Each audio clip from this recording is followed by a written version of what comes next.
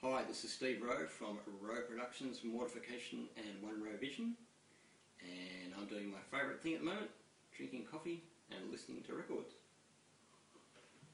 I'm answering question of the week.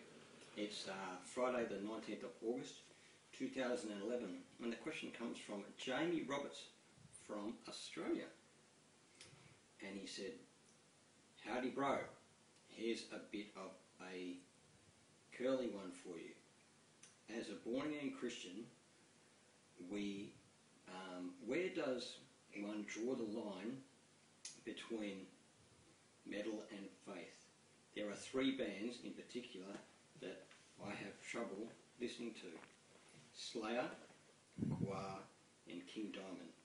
I absolutely love the music, but I'm not sure about the lyrics and the way it sounds." There's certain bands that I can't listen to. It was interesting, I know I brought Dave Mustaine up the last couple of weeks, but he was talking about the Devil's Tritone and the Devil's Interval. I write music which is very up and very happy sounding, and I tend to listen to music like that. Now, I think I own one Slayer album because someone gave it to me, but I don't listen to Slayer because listening to Slayer or King Diamond like you, Jamie, and also King Diamond's other band, Merciful Fate, gives me a bad feeling. Now, I'm not sure whether it's just the lyrics or the music. I don't like music that is violent or angry. I like music that is aggressive, and I like music that's intense. But for me, the music has to be happy and up-sounding.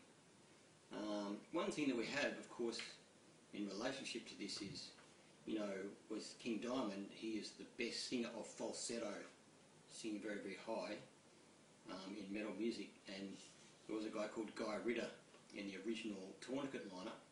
Unfortunately, bands change lines up for some reason. I know that's happened with Mortification a lot.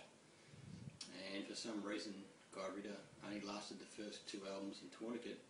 But if you're into King Diamond or you're into Merciful Fate, the first two Tourniquet albums, Guy Ritter is the man. He can sing that falsetto stuff really, really well. I remember having the privilege in 1992 of sitting in on a Tourniquet rehearsal with pretty much the lineup that did Psychosurgery, and that was a really, really great experience. So yeah, the Devil's Tritone or the Devil's Interval, well, I don't use any of those chords in my music, so maybe, it says, out of the heart the mouth speaks. So, if good things are in your heart, if your happiness is in your heart, that's going to come out. I think when you're an artist too, out of your heart is where the music comes. So I think music's very spiritual, and we need to be very, very careful. And you know that I've mentioned a lot of mainstream bands that I like over the time. Quickly read out my favourites like Motorhead, Iron Maiden, Manowar, Pestilence, Napalm Death, Bolt Thrower, Benediction, Anvil, Deep Purple and Status Quo. But even some of these bands, I don't listen to all their songs and all their albums, and I think all those bands that I just mentioned have one thing in common: they all sound very up. Now, of course, you've got bands like Anvil and Motorhead that have a lot of lyrics that are quite crass, and you'd think someone like Lemmy is a bad boy, he drinks hard, he smokes hard, and, lives the really rock and roll lifestyle. But from everybody who's met him, they say he's a real gentleman, he's fair, he's honest, and he will say that himself. And I think that over the years, especially back in the 80s, he got a lot of flack from the church, and so no wonder he is against Christianity, or religion as he puts it, because the church has not been good news to him, and that's what we need to be doing. We see a lot of metal and rock musicians now becoming born-again Christians, which is amazing. Like, I saw just a video clip a couple of days ago on YouTube of Blackie Lawless from Wasp praying a prayer and telling an audience in Europe that he was a Christian, and yet he was one of the baddest people and had some of the worst songs in the 80s rock scene that I ever heard of. You got guys like him, and we talked about the guys in Megadeth and Nico McBrain from Iron Maiden, and a whole bunch of other people, Alice Cooper, all these people coming to born again faith in Jesus, not some other religion. And so music is very spiritual, and they're looking. So, yeah, look, my music's very, very up sounding, and you know, that's tends to be what I listen to and what I play. My favourite Christian bands, and these are the bands that I would say would be a great alternative. My favourite Christian bands are Jerusalem, Res Band, The Lead, Barnabas, 100% Proof, Bloodgood, Barren Cross, Crash Dog, David Benson, of course we've got Grave Forsaken, and Mick Jelnick's new Terraphobia album is a great album, and David Benson's new album is a great album. So I just thought, if you want to pick up some good Christian music, the New Jerusalem album is a must. It's called She. That is possibly one of the most anointed rock albums I've ever heard. David Benson, if you like anything like Black Sabbath or Ozzy Osbourne stuff, very good stuff. And that's Mick's new Terraphobia album, Evolution. And I know Mick as a person has got a good heart, so out of his heart's going to come good music.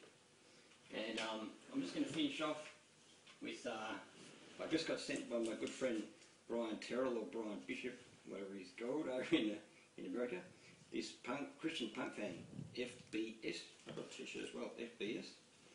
And their release is on vinyl. And vinyl's coming back. This is a reissue of Motorhead's live stuff, live BBC sessions. I think Motorhead sound best in their live setting. And a lot of bands now, you know, look, I love iPods as much as anyone else. I remember being on a plane back from Europe in 2007, and I thought, well, you know, I'm going to have a sleep. I better listen to something that's going to lift me up. So I put, you know, Play All on Jerusalem, and woke up about 7 hours later, and all for about 4 hours I dreamt about Jesus talking to me. So it just goes to show that music does talk to your subconscious when you're asleep. But you know, of course, I've taken on buying songs from iTunes and the iPod and stuff. But a lot of bands are starting to go back to releasing vinyl, and a lot of companies coming out releasing vinyl because music is actually dying, the art side of it. So all I can encourage you to do is listen to positive and up music. I like music that's really happy. You know, people will know from, even with Mortification, songs like Noah Was a Noah, and One Row Vision is a serious rock band, but it also has a pretty goofy side to it. And I just thought that I'd finish off by playing a little bit of FBS on my classic 1969 early stereogram record player. And don't forget to visit roweproductions.com and either buy a CD or a DVD. The One Row Vision CD DVD double packs on there. More CDs are on there in the store. And the Infiltration Squad, you can join that and come and join me on the Infiltration's Facebook.